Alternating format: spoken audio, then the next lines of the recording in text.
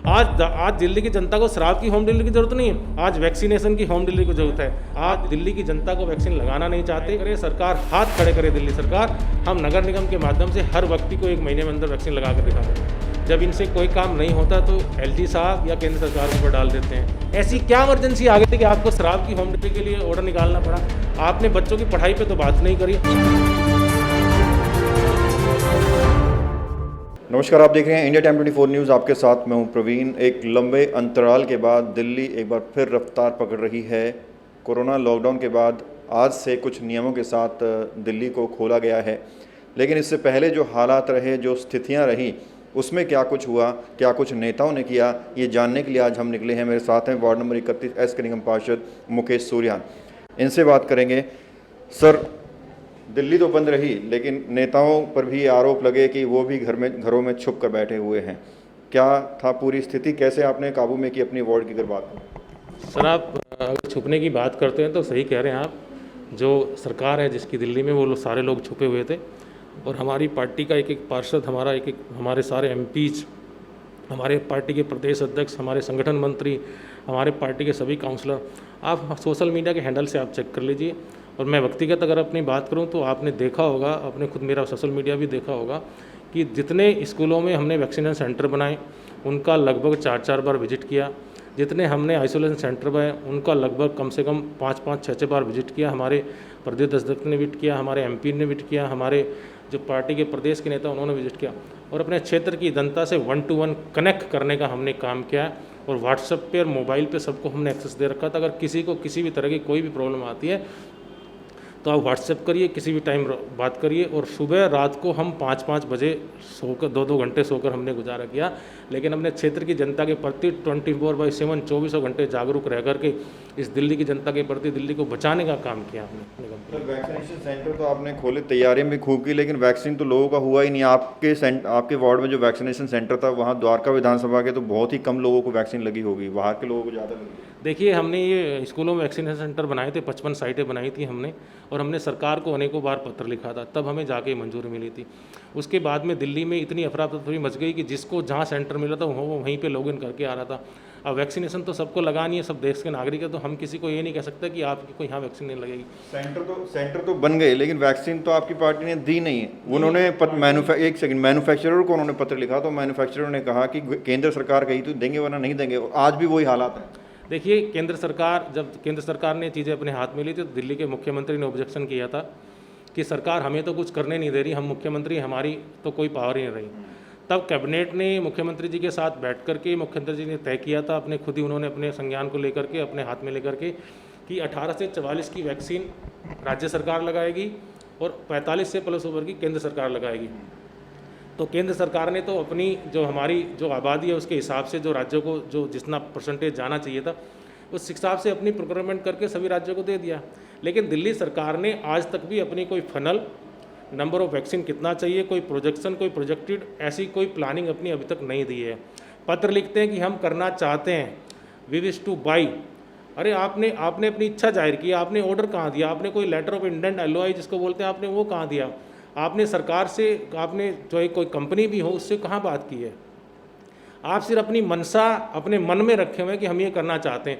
आज प्राइवेट अस्पतालों को तो आपने 1000-1000, 1200 रुपये दे करके आप ग्रो थ्रू का मैसेज दे रहे हैं आप, लेकिन वही काम अगर आपने दिल्ली की जनता के लिए किया तो क्या दिक्कत है? आपका मकसद जो दवाई बेचने का है कोरोना की, वो मकसद आपका दिल्ली की जनता को समझ में आ चुका है। आप दिल्ली की जनता को वैक्सीन लगाना नहीं चाहते, लेकिन मैं आपके चैनल के माध्यम से कहना, अगर सरकार हमें अप्रूवल दे तो हम नगर निगम के माध्यम से अपने हाथ में लेकर के, सरकार अपनी मंशा जाहिर करे, सरकार हाथ खड़े करे दिल्ली सरकार, हम नगर निगम के माध्यम से हर व्यक्ति को 1 महीने में अंदर वैक्सीन लगा कर दिखा देंगे। अभी जो मुकेश जी घर घर राशन योजना पर जो विवाद चल रहा है दिल्ली सरकार और केंद्र सरकार का, केजरीवाल ने कहा कि इस हफ्ते योजना लागू हो जाती और लाखों लोगों को इसका फ़ायदा भी होता, घर घर राशन भी पहुंचता, माफिया राज भी खत्म होता, लेकिन केंद्र सरकार ने उस पर रोक लगा दी। LG ने फाइल आगे नहीं बढ़ाई। इस पर क्या? देखिए, ये मुख्यमंत्री जी क्या है, ये विवादों में रहना चाहते हैं, विवादों में रह करके सुखिया बटोरना चाहते हैं। जब इनसे कोई काम नहीं होता तो LG साहब या केंद्र सरकार के ऊपर डाल देते हैं, जब कोई काम हो जाता तो कहते हैं हमने कर दिया, चाहे वो केंद्र सरकार ने किया हो।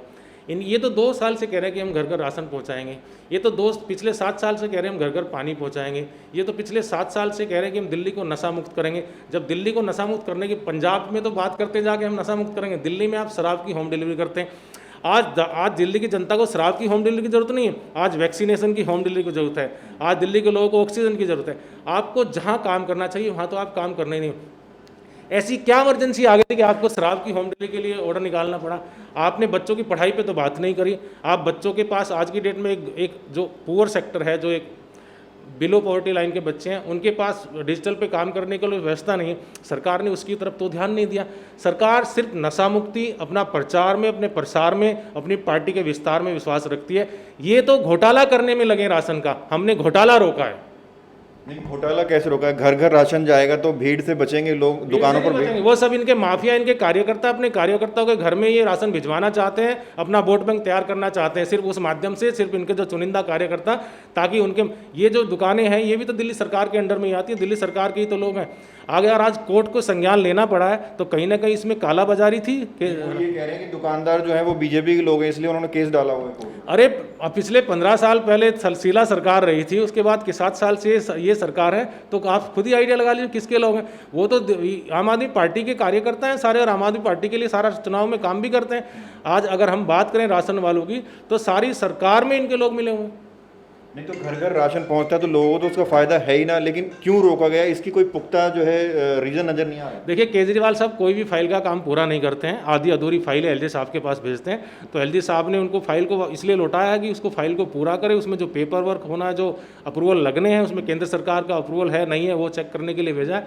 तो ऑब्जेक्शन तो किसी फाइल पर लग सकता है, हम भी डिपार्टमेंटल काम करते हैं, हमारी फाइलों पर ऑब्जेक्शन लग सकते हैं, तो ऑब्जेक्शन को इरेज कराएं और जो दिल्ली की जनता के हित के फैसले हो लें।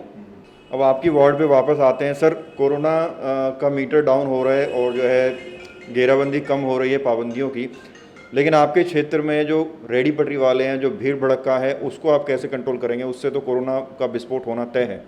देखिए, मैं भी तंग हूँ, मैं आपको भी बता देता हूँ।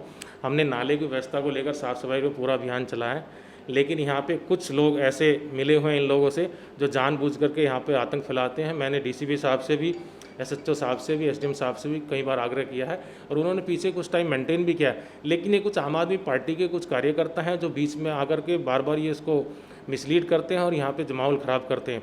लेकिन अब जनता की भी इच्छा है कि हम लोग स्वस्थ रहें और भीड़ भाड़ वाले एरिया से जाने से बचें। हमने अपील भी की है और मैं आपके चैनल के माध्यम से अपील करता हूं कि अपना और अपने परिवार का ध्यान रखें, भीड़ भाड़ वाले एरिया में जाने से बचें और अपना उचित दूरी बनाएं, एक सामाजिक दूरी बनाकर रखें। ये तो एक अपील हो गई, क्या आपने कोई रूपरेखा, कोई एक्शन प्लान तैयार किया आने वाले टाइम पे कि आने वाली तीसरी लहर से कम बचाया जा सके वार्ड को? हम तो देखिए सर, हमेशा ही तैयार रहते हैं जनता के हित के लिए और हम पूरे एक्शन प्लान पे काम कर रहे हैं। जैसे जैसे चीज़ें डेवलप होंगी हम आपके साथ बात करते रहेंगे। चलिए, बात करने के लिए बहुत शुक्रिया, धन्यवाद। तो ये थे मेरे साथ मुकेश सूर्यान। फ़ोन लगातार बज रहे थे, सर थोड़ा बिजी भी रहते हैं, तो इन्होंने सभी सवालों का जवाब बड़ी बेबाकी से दिया और साथ ही साथ कहा कि दिल्ली सरकार कहीं ना कहीं जन कल्याण कार्यों में अड़ंगा डाल रही है, काम करने की मंशा नहीं है, सिर्फ प्रचार कर रही है। कैमरा जर्नलिस्ट नीरज के साथ प्रवीण, इंडिया टाइम 24 न्यूज़। खबरों से खबरदार रहने के लिए चैनल को सब्सक्राइब करें और प्रेस करें बेल आइकन।